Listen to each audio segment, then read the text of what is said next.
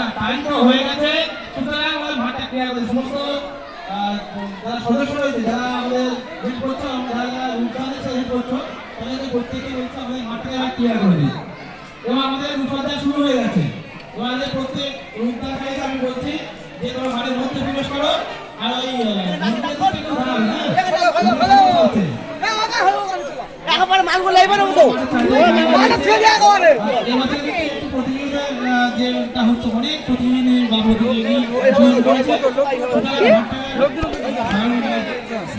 বাড়াতে হবে, সেই জন্য করে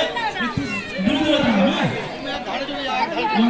সকল প্রতিযোগিতা ঘুরবে মাঠের চারদিকে, সেই ঘোরার জন্য যে একটা সার্কিট চাই তো একটু ক্লিয়ার করে সেই দিকে